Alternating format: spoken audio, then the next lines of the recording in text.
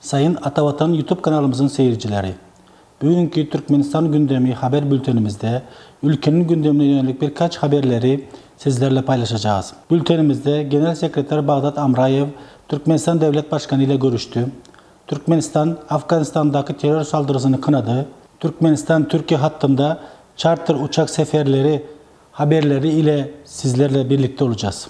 Şimdi haberlerimizi daha detaylı ele alacağız. Genel Sekreter Bağdat Amrayev, Türkmenistan Devlet Başkanı ile görüştü.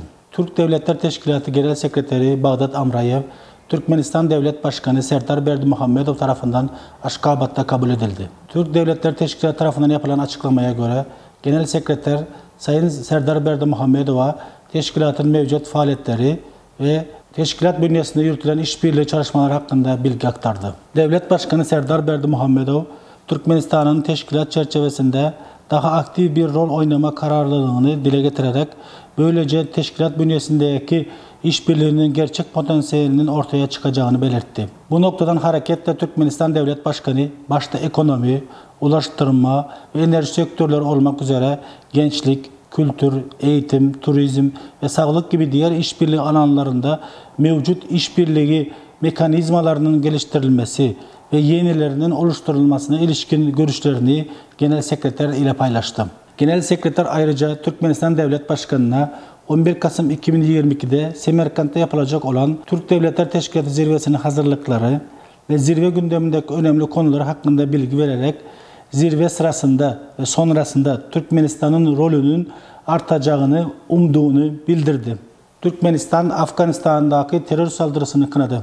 Türkmenistan Dışişleri Bakanlığı 5 Eylül 2022 tarihinde Kabil'deki Rusya Federasyonu Büyükelçiliği Konsolosluk Bölümünün yakın çevresinde gerçekleşen Rus diplomatik misyon çalışanlarının ve Afganistan'daki sivillerin ölümüyle sonuçlanan terör eylemini şiddetle kınadı. Türkmenistan Dışişleri Bakanlığı tarafından yapılan açıklamada, Türkmenistan, teröre karşı uluslararası mücadelenin aktif bir katılımcısı olarak dünya toplumunun terörle mücadele yönündeki çabalarının daha fazla arttırılması yönünde çağrıda bulundu.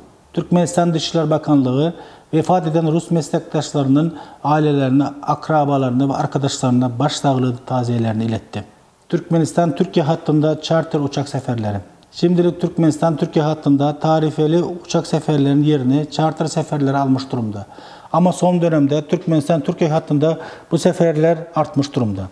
Söz konusu uçak seferleri Türkmenistan Hava Yolları Şirketi ile Türk Hava Yolları Şirketi tarafından gerçekleştirilmektedir. Türk Hava Yolları Şirketi Eylül ayı itibariyle her haftanın pazartesi ve cuma günleri charter seferlerini gerçekleştirecek. Türkmenistan Hava Yolları Şirketi de Eylül ayı boyunca 7 sefer planlamıştır. Her iki hava yolunun Eylül ayı itibariyle sefer sayısı 16'yı buldu. Bu seferlerin Eylül ayının ilk 5 günde 4'üsü gerçekleştirilmiş durumdadır.